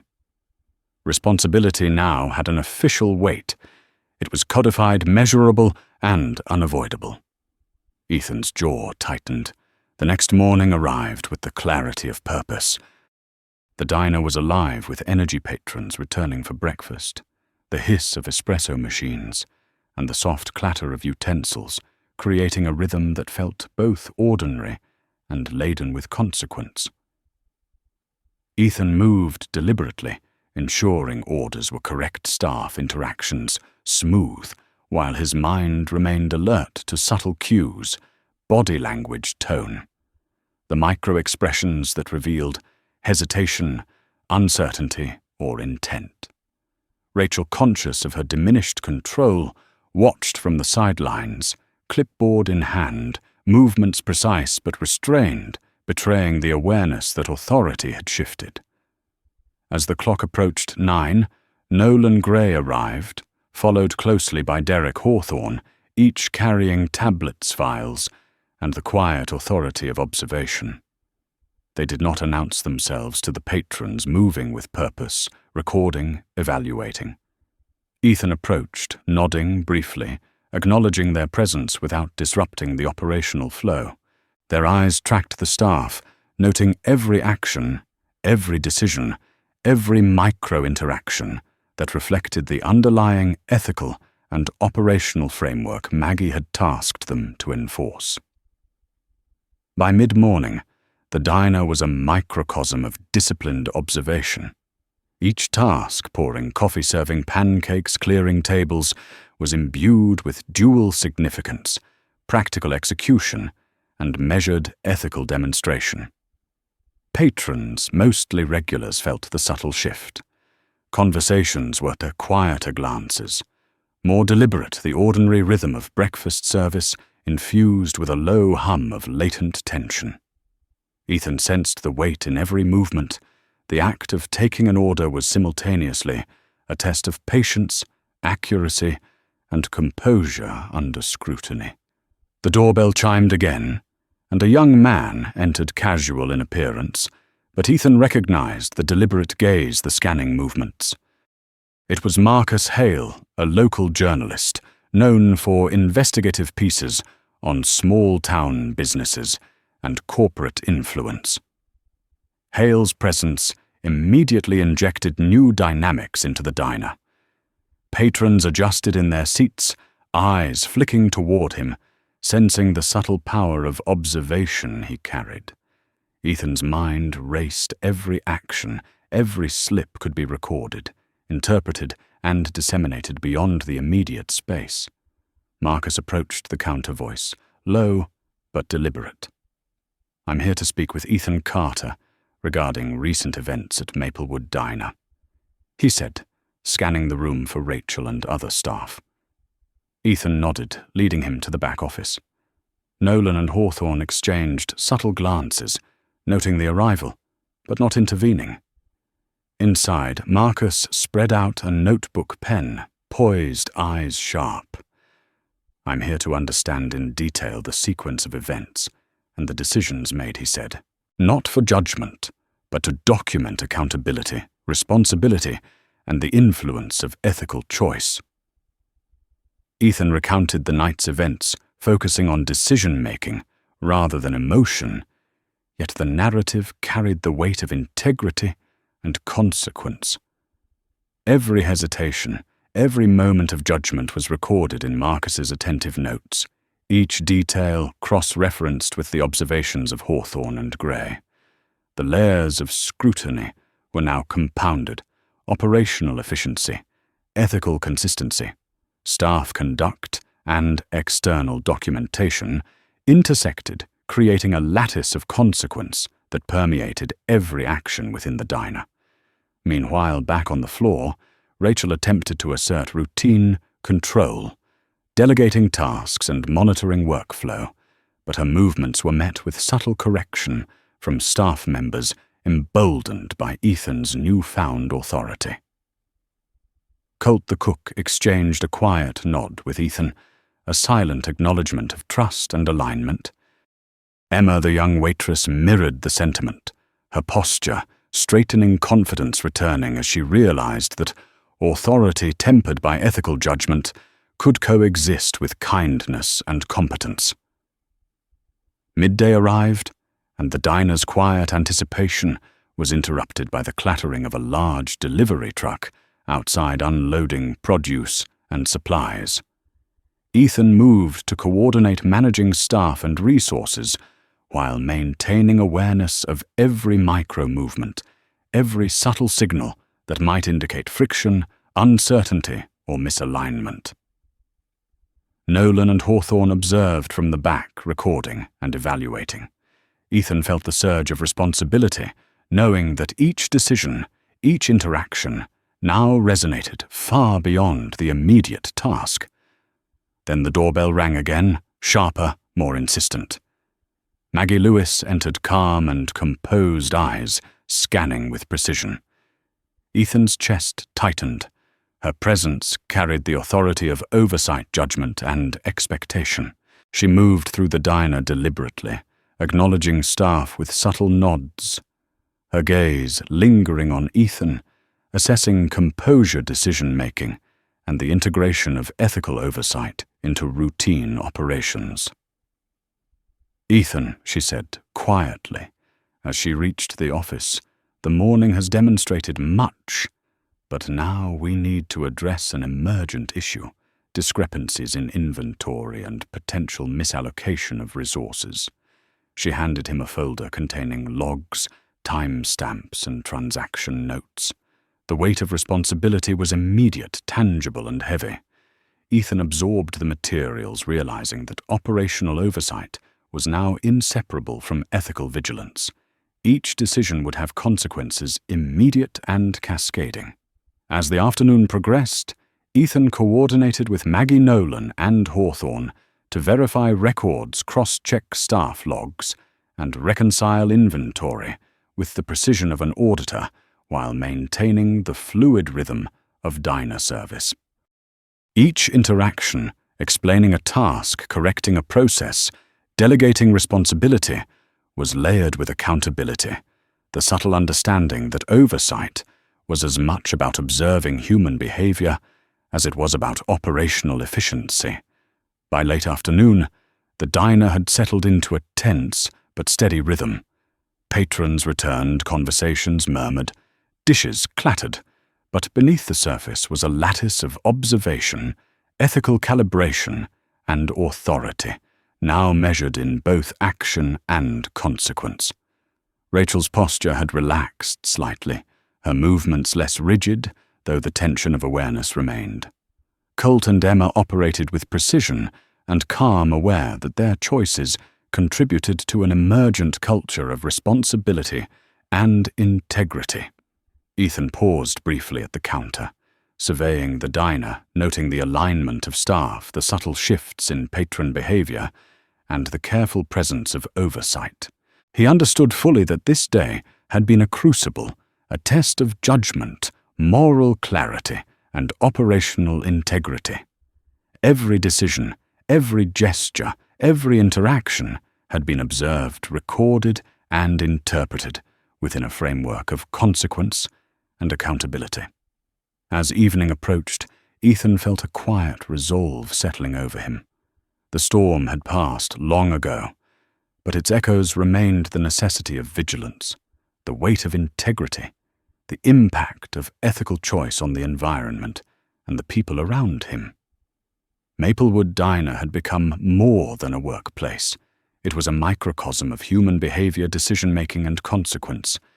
Ethan knew that every future action would be measured against the precedent set in these hours, and he welcomed the responsibility, aware that character courage and conscientious action were the true currencies of authority. Outside, the last slivers of sunlight glimmered across wet streets, reflecting the diner's glow like fractured glass. Inside, the hum of appliances, the muted chatter of patrons, and the quiet diligence of staff created a rhythm both ordinary and extraordinary, grounded in observation and ethical consequence. Ethan moved with measured calm, aware that the day's events had transformed the diner into a crucible of judgment and opportunity, and that the decisions made here would resonate far beyond the walls of Maplewood. Diner shaping lives' integrity and the subtle architecture of human authority. As he wiped down the final countertop and glanced at the doorway, Ethan understood that the night would not end quietly. Choices made, actions observed, and character revealed had set in motion a sequence that would continue to unfold consequences, cascading through the diner, the staff, and the community. The currents of judgment, accountability, and ethical responsibility were flowing, and he was now fully immersed, a central figure in a narrative that had grown far beyond the simplicity of last night's rain-soaked decision. The first tendrils of dawn crept across Maplewood, painting the streets in soft amber light that glinted off the wet pavement. Ethan stood behind the counter of the diner apron, tied hands resting lightly on the smooth surface eyes, scanning the room as the early patrons filtered in. The hum of conversation, the low hiss of the coffee machine, the rhythmic clatter of dishes, it all carried a new weight, a subtle tension layered beneath the ordinary morning routine. Every glance from Rachel, every movement by Colt or Emma was now part of a measured rhythm, an observation of integrity and composure under scrutiny that Ethan could feel pressing on his shoulders. As he poured coffee for the first table, the bell above the door rang sharply. Ethan glanced up, noting a figure entering with deliberate steps. It was Maggie Lewis, poised and deliberate, coat-tailored, polished shoes, reflecting the light, her presence immediately commanding attention, without a word.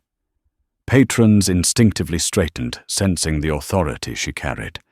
She moved with careful precision, scanning the diner, acknowledging staff with subtle nods, her eyes lingering on Ethan briefly, as if to gauge his readiness for what she intended. "Ethan," she said quietly, voice calm but carrying steel beneath its smooth surface, "we have a situation that requires immediate attention." She placed a tablet on the counter, swiping through images and reports from the past 48 hours, capturing interactions, timelines, and staff conduct. Ethan felt the familiar tightening in his chest, that blend of anticipation and weight he had learned to associate with Maggie's presence. Each frame, each notation, was a measurement, a record of behavior under conditions that now held far-reaching consequences. The diner's atmosphere shifted subtly, a low current of tension threading through the conversations unnoticed by most patrons, but keenly felt by staff. Rachel stiffened, clipboard held tightly against her chest, eyes narrowing as Maggie gestured toward Ethan. "There are discrepancies in staff reports and inventory," Maggie said, tone measured, precise. "We need to identify patterns, determine accountability, and implement corrective measures. Ethan, you will oversee this process." Ethan nodded, absorbing the weight of responsibility, aware that operational oversight and ethical judgment were now inseparable. Colt emerged from the kitchen, wiping his hands on a towel, eyes catching the subtle tension. "Ethan, anything I should know before the morning rush?" he asked cautiously. Ethan offered a brief nod, voice calm. "Just keep focused on accuracy and fairness. Maggie's observation today will impact decisions beyond the diner floor." Colt's brow furrowed slightly, understanding layered beneath his initial compliance.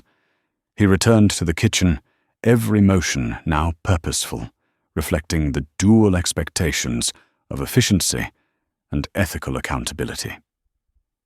Emma approached next, carrying a tray of coffee cups. Her usual bright demeanor was tempered by concentration.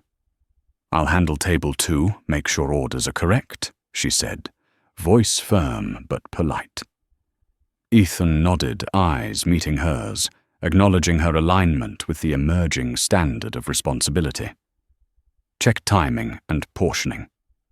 Don't let errors slip through," he instructed quietly, aware that each small action carried significance beyond the immediate task.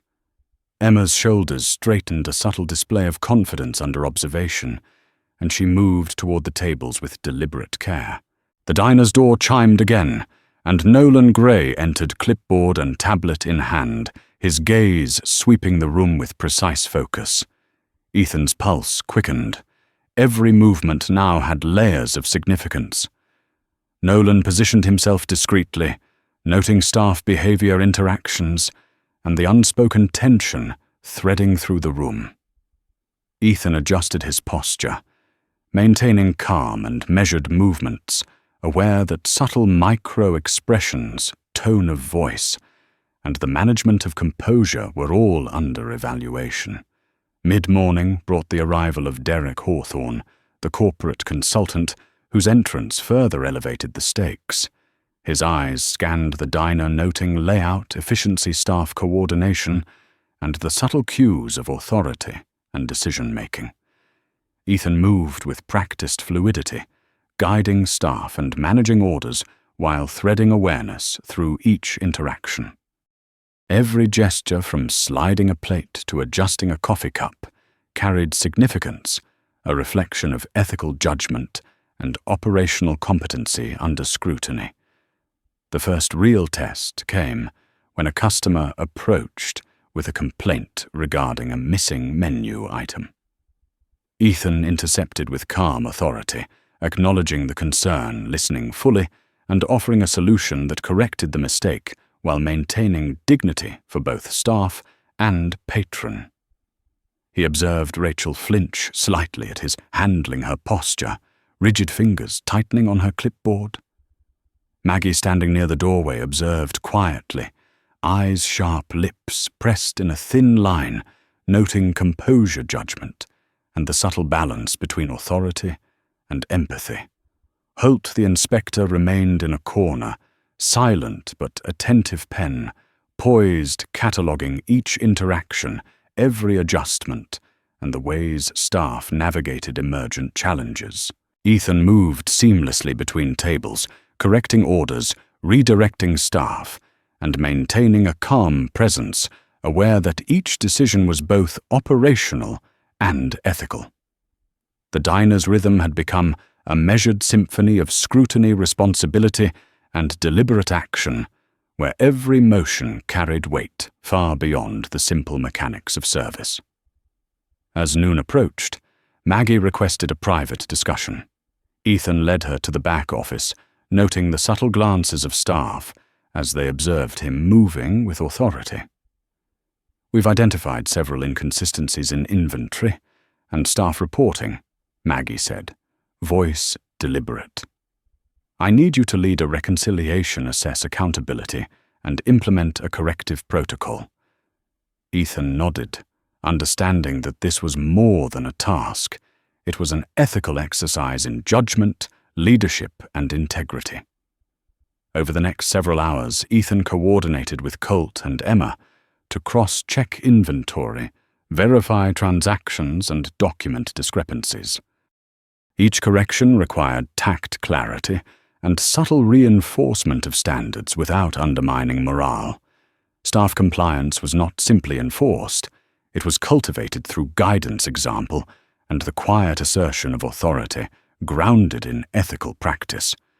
Every interaction became a layered exercise, balancing operational needs with moral oversight, teaching staff to navigate both. The afternoon brought a surge of patrons testing both efficiency and composure under pressure. Ethan moved with precision, directing staff, ensuring orders were accurate, and monitoring conduct. Maggie Nolan and Hawthorne observed quietly, recording and evaluating the effectiveness of interventions, the alignment of actions with ethical frameworks, and the consistency of leadership under emergent stresses. Every corrected order, every mediated dispute, every subtle gesture of reassurance became part of the dataset, feeding the broader analysis of operational integrity and character demonstration. By late afternoon, the diner had settled into a controlled rhythm, the initial tension softened, but still palpable. Rachel's posture had relaxed slightly, her movements now more collaborative, though the awareness of oversight remained. Colt and Emma operated with renewed confidence, executing tasks with precision and attentiveness, aware that their actions were being assessed not just for efficiency, but for alignment with ethical expectations. Ethan paused briefly at the counter, surveying the room, noting alignment, composure, and the subtle changes in staff behavior. The morning's turbulence, the ethical tests, and operational scrutiny had recalibrated the diner's culture. Actions were no longer merely functional. They were demonstrative, reflective of integrity judgment and the capacity for ethical decision-making under pressure. As the sun set, casting long, warm shadows across the diner floor, Ethan understood that the events of the day had created a new standard. Every decision, every gesture, every response to both patrons and colleagues would now ripple outward, establishing precedent and reinforcing the culture of accountability, composure, and moral clarity. The diner had become a crucible testing character, leadership, and the subtle architecture of influence, and Ethan found himself at the center, charged with stewarding both operational and ethical integrity. The last patrons left chairs scraping gently against the floor, the soft hum of appliances carrying through the near-empty space. Ethan moved among the tables, straightening menus, wiping counters, and adjusting chairs, every motion deliberate, aware that the rhythm he established now set the tone for what had become more than a place of service. It was a space where character, consequence, and ethical choice intersected with every decision, every observation, every moment of action. Outside, the streets glistened under the fading light reflections of the diner's warm glow stretching across wet asphalt. Inside, the hum of the space carried the weight of observation and moral consequence, a quiet testament to the transformative effect of vigilance, courage, and integrity. Ethan took a deep breath, steadying himself, fully aware that tomorrow would demand equal vigilance, that every action continued to ripple through the diner's ecosystem, shaping behavior, reinforcing ethics, and defining the subtle, inexorable structure of responsibility he now bore at the center of Maplewood Diner. The morning broke grey and heavy over Maplewood, the kind of overcast light that made streets shimmer with lingering moisture reflections of signs and storefronts stretching like distorted mirrors. Ethan arrived early, the familiar chime of the diner door signaling both routine and vigilance. He moved behind the counter with measured calm, tying his apron hands, steady eyes, scanning attuned to every movement of staff, every flicker of expression, every subtle shift in the rhythm of the space. Today carried a weight unlike any other. The previous day's events had created a web of observation, expectation, and subtle accountability that he now navigated with deliberate focus. Rachel appeared moments later, clipboard in hand, face composed but eyes betraying faint tension. She offered a curt nod, acknowledging Ethan's presence and authority, then moved to organize the orders, hands precise movements, constrained by the unspoken recognition that her influence was no longer absolute. Colt and Emma followed, entering quietly, glancing at Ethan for direction, before beginning their tasks with renewed awareness, mindful of both operational efficiency and the ethical framework now guiding their actions. The first patrons trickled in, regulars who recognized the rhythm of Maplewood Diner, the clatter of dishes, the hiss of the coffee machine. Yet something had shifted. Conversations were subdued, glances more measured, and the subtle weight of oversight hung in the air, sensed even by those unaware of the scrutiny. Ethan moved with a fluid composure, balancing customer service with observation, guiding staff with quiet authority, reinforcing a culture of attentiveness, integrity, and ethical responsibility. Around mid-morning, the doorbell rang sharply. Ethan looked up to see Nolan Gray entering, tablet-in-hand, eyes sweeping the diner with meticulous precision. His presence carried weight, a subtle force field of observation, and Ethan adjusted his movements accordingly, aware that every gesture, every micro-expression would be catalogued. Nolan moved to a corner, unobtrusive but deliberate pen poised over digital notes, eyes following interactions between staff and patrons, noting tone, posture, and subtle indicators of composure under pressure. Then came Derek Hawthorne, his entrance smooth, deliberate and unhurried, yet every motion carried authority. He moved toward the counter eyes, scanning floor and ceiling, observing staff workflow, patron behavior, and the interplay of leadership dynamics. Ethan noted the subtle shifts in staff posture and responsiveness, sensing how observation influenced behavior even in mundane tasks.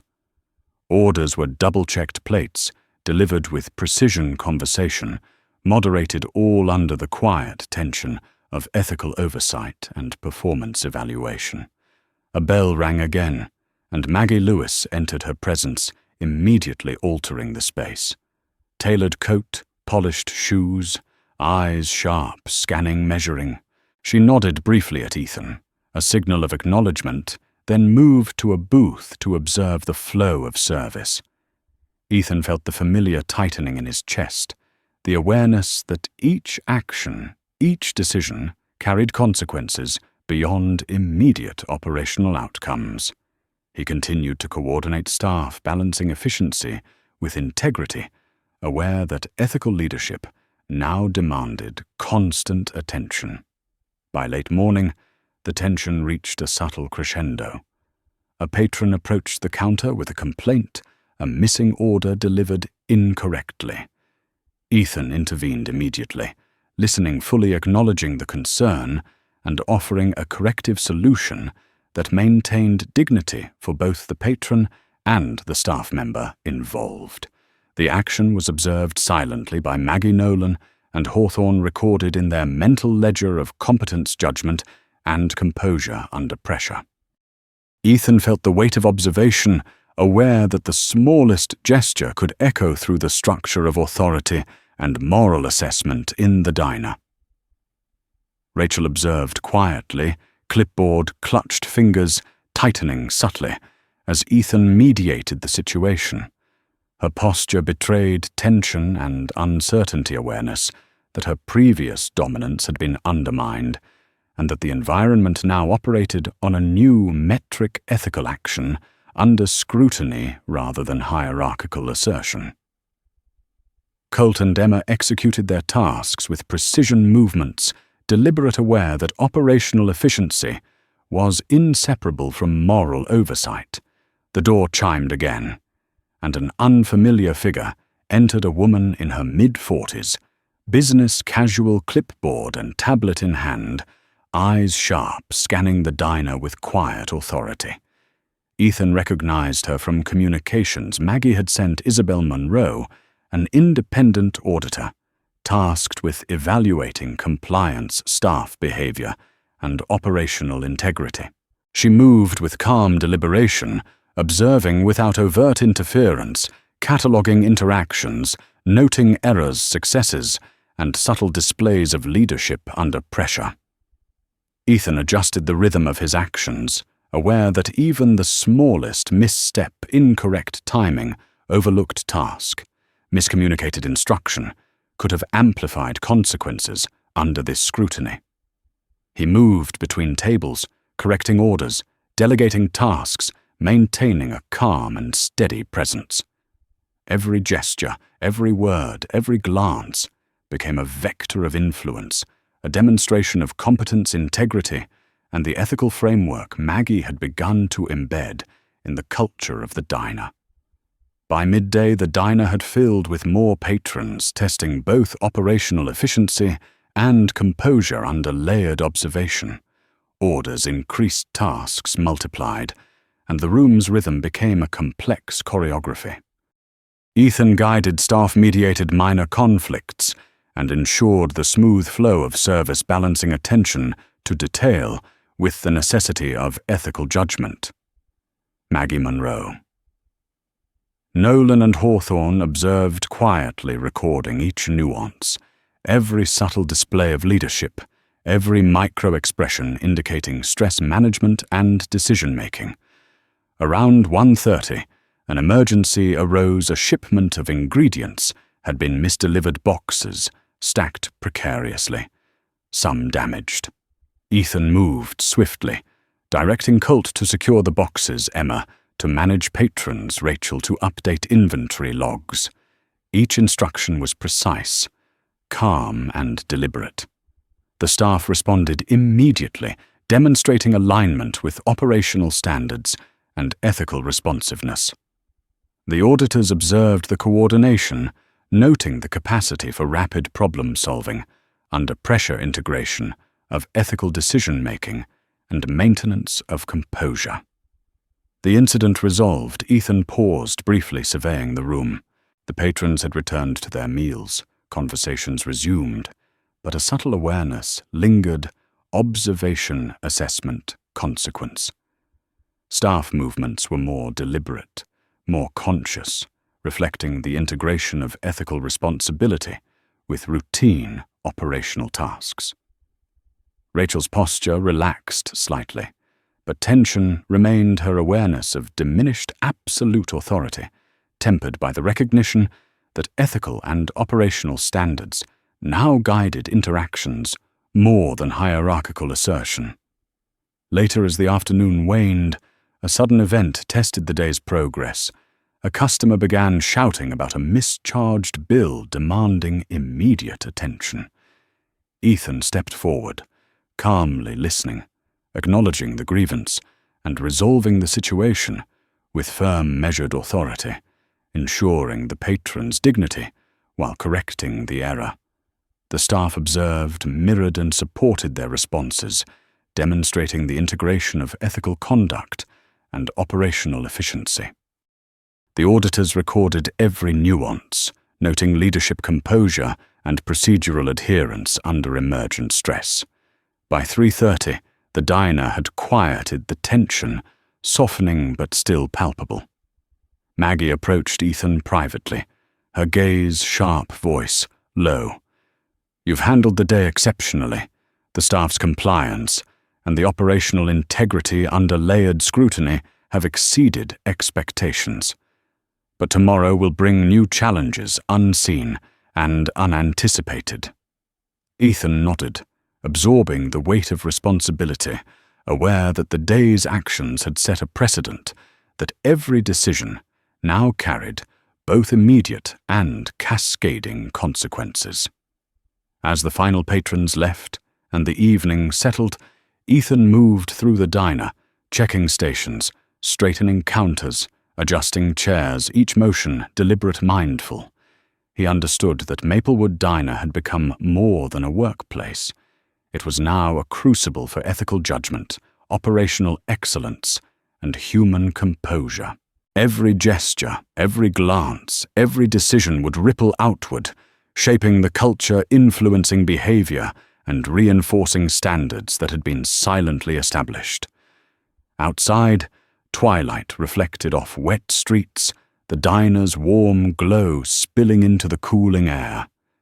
Ethan paused at the doorway, taking in the quiet of Maplewood, aware that the storm of scrutiny, observation, and consequence had not yet ended. Choices made, character revealed, and ethical action demonstrated had begun to define the framework within which the diner now operated, and Ethan understood that the next day, and the days to follow, would continue to test integrity, judgment, and the capacity for courageous, deliberate decision-making. The diner lights hummed softly behind him, patrons gone, staff aligned, and Ethan took a deep breath. He had become both a participant and a guardian of the evolving moral and operational architecture, aware that each action in this space carried weight far beyond the immediate rippling into influence, consequence, and the subtle shaping of character throughout Maplewood.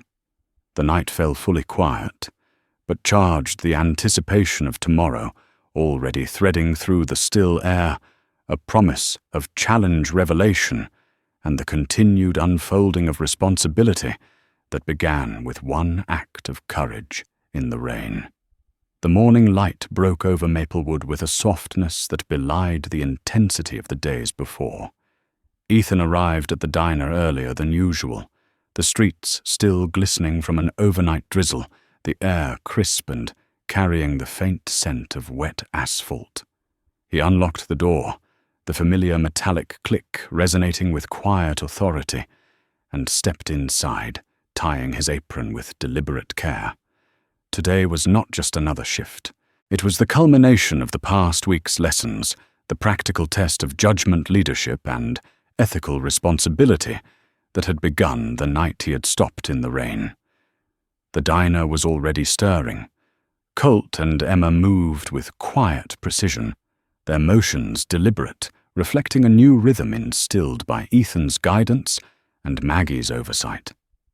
Rachel arrived shortly after, clipboard in hand, face composed, but with eyes betraying a mix of awareness and residual tension. She offered a nod to Ethan, a silent acknowledgement of the shifted dynamics, then moved to organize orders, adjusting her posture, as if reminding herself that authority alone no longer commanded respect. Ethics, composure, and action now set the standard. Patrons arrived steadily, the hum of conversation, the hiss of the coffee machine, and the clatter of utensils forming the familiar rhythm of service. Yet beneath it all lay the subtle weight of observation, each interaction, each gesture, each decision layered with consequence. Nolan Gray and Derek Hawthorne were present, positioned strategically, tablets and notebooks in hand, recording details that measured not just efficiency, but integrity and composure under pressure.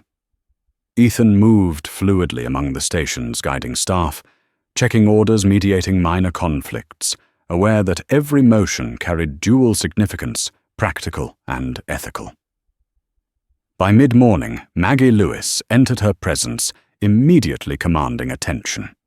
Tailored coat-polished shoes, eyes sharp and assessing. She moved with purpose, scanning the room, noting alignment of staff, the subtle interplay of authority, composure, and performance. Ethan met her gaze briefly, nodding in acknowledgement, feeling the familiar tightening of responsibility in his chest. The diner's rhythm had become a living evaluation, each participant a reflection of the emerging standards Maggie had begun to instill. A sudden commotion at a corner table drew Ethan's attention. A customer had misread a menu, demanding a replacement for a dish that had already been prepared. Ethan approached calmly, listening, fully acknowledging the grievance, and providing a solution that preserved dignity for both the customer and the staff member involved.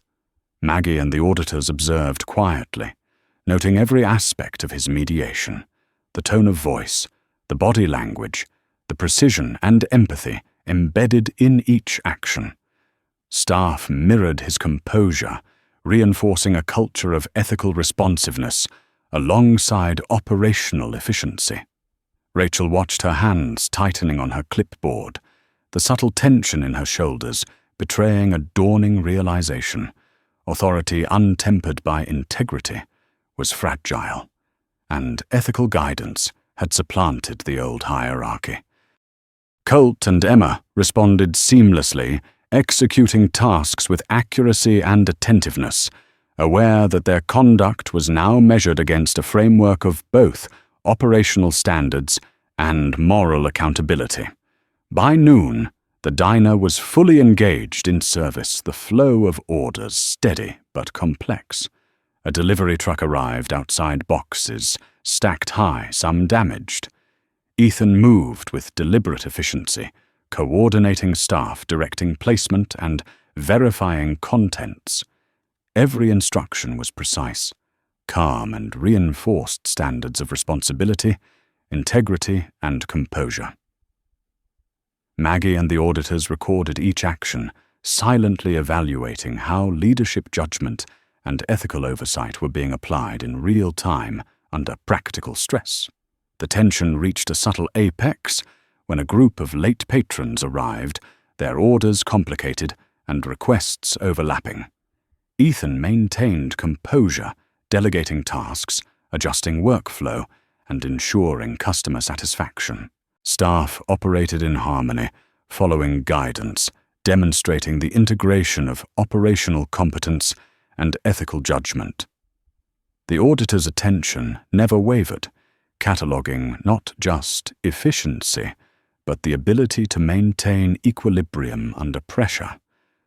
Mid-afternoon brought another challenge, a cash discrepancy discovered in the register. Ethan immediately called Colt and Emma aside, reviewing the transactions with deliberate attention. He maintained calm, careful not to assign blame, prematurely, yet ensuring accountability. Staff observed, noting the precision, fairness, and ethical clarity in his approach. The auditors recorded the process, each gesture and word weighed for leadership composure and adherence to standards. Rachel, standing nearby, exhaled sharply, recognizing the procedural authority and ethical command Ethan exercised. The subtle shift in the room was palpable hierarchy, now intertwined with integrity, observation with judgment. And every staff member was both participant and witness in the creation of a new operational culture.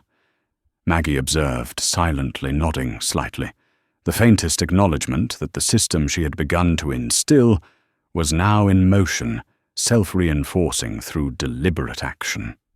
By late afternoon, the diner had returned to a steady rhythm, the patrons absorbed in meals and conversation, the appliances humming, the space alive with routine, yet charged with the undercurrent of moral and operational assessment.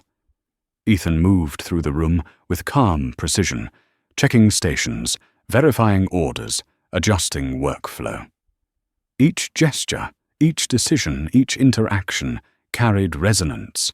It was a demonstration of integrity, a reinforcement of ethical standards, and a subtle calibration of the emerging culture he now guided. Maggie approached Ethan as the final orders were completed, tablet in hand, eyes sharp but approving. "You've managed the day exceptionally," she said quietly. "The staff has responded. Operations are solid and ethical compliance has been demonstrated consistently. This is the standard we will maintain going forward." Ethan nodded, feeling the culmination of responsibility observation and ethical oversight converge in a single moment of validation.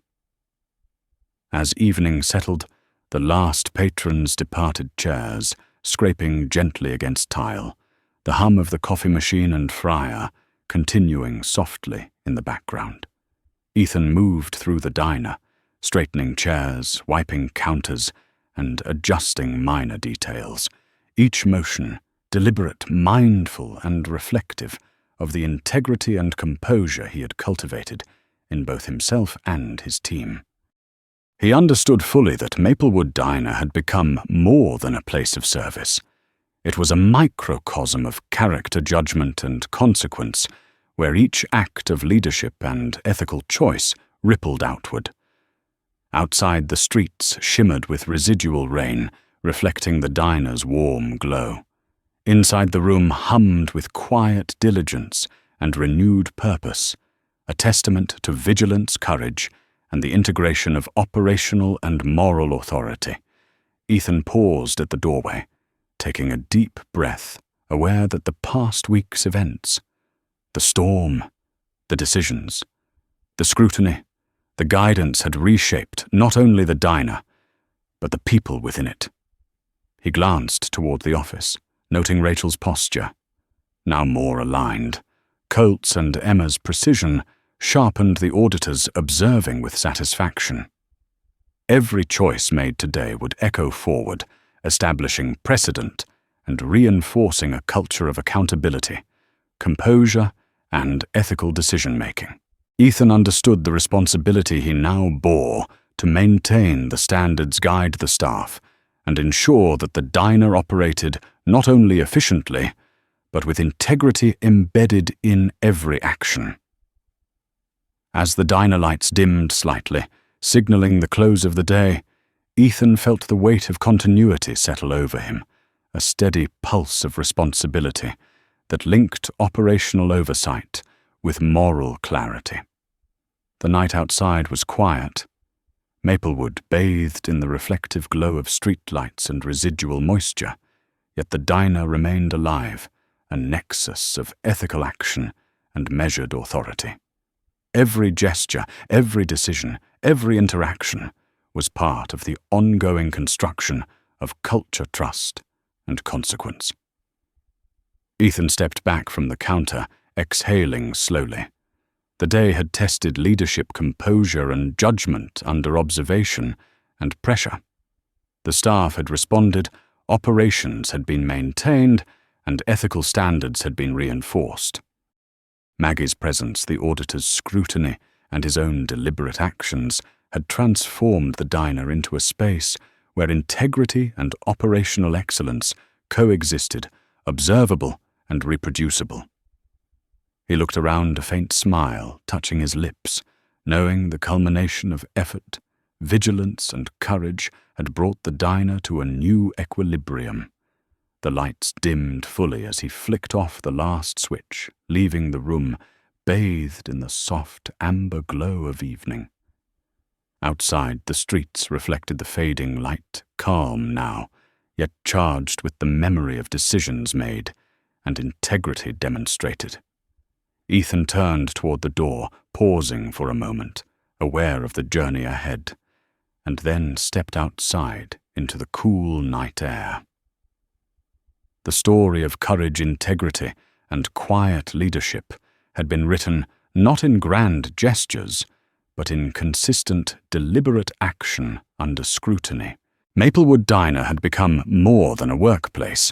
It was now a living testament to the ripple effects of ethical choice, observation, and responsibility.